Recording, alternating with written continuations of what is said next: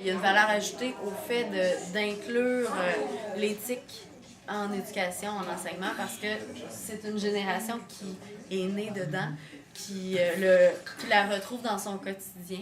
Donc, écrire peut peut-être prendre plus son sens avec un ordi aujourd'hui que dans un cahier, parce que dans la réalité, je trouve qu'on retrouve moins ces réalités-là pour ces jeunes-là.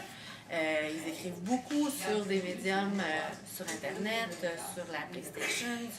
Donc, c'est ça leur quotidien. Puis quand ils peuvent le retrouver à l'école, je pense qu'on amène la réalité à l'école, puis c'est plus parlant. Donc, ça serait probablement une valeur ajoutée générale au TIC en enseignement. L'acceptation de la différence est passée un peu par l'éthique parce que c'est ce qui les identifiait. Ils n'ont pas le mot dyslexique dans le front quand ils arrivent dans leur classe. Il y avait juste de la difficulté, puis ils étaient pris tout seuls avec ça. Là, ils sont identifiés parce qu'ils ont un portable, mais ils ont le soutien. Donc, les autres ont été obligés pas obligés, mais ils ont posé des questions, ils ont vu qu'ils étaient là.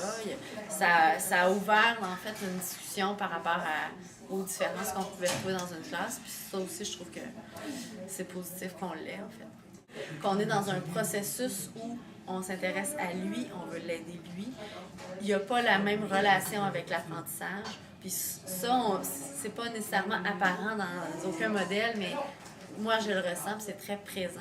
Donc, si l'élève puis l'enseignant travaillent ensemble pour que cet apprentissage-là fonctionne, on gagne la valeur ajoutée de sentir qu'il y a un effet d'équipe là-dedans. Même si c'est par des petites actions, même si on n'est pas prêt à faire entrer 20 ordinateurs dans notre classe du jour au lendemain, il y a quand même des petits pas qui peuvent être faits. Puis en travaillant comme ça, ben je pense qu'on a un sentiment de fierté en tant que prof de bien faire notre travail. Puis c'est gagnant pour l'élève, mais pour nous aussi d'avancer là-dedans. Les aides technologiques peuvent exister au secondaire. On est en train d'implanter ça. Mais plus vous êtes capable de supporter vos élèves au primaire, parce que je sais que j'ai pas beaucoup de collègues nécessairement au secondaire pour l'instant, plus on est capable de rendre les élèves autonomes face à leurs outils, face à leurs stratégies, plus c'est gagnant rendu au secondaire, ils en ont besoin.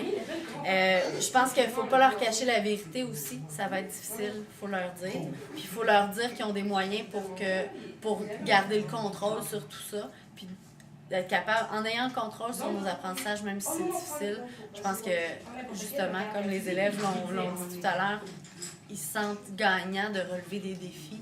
Puis l'école, même si c'est un grand défi, reste quelque chose de positif.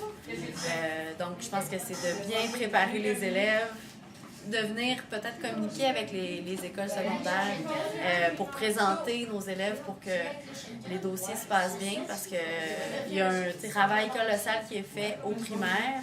C'est le fun qu'on les prépare pour une réalité qui s'en vient arriver au secondaire. Donc, je pense que cette étape-là est importante face au travail de l'orthopédagogue parce que les différences qu'on voit apparaître au primaire souvent sont comblées dans une petite classe, il y a beaucoup de soutien. Il faut penser à donner des outils à l'élève qui va pouvoir conserver rendu en secondaire 1 où l'autonomie est beaucoup plus présente dans un contexte avec 9 profs, avec 9 matières, avec un horaire à gérer.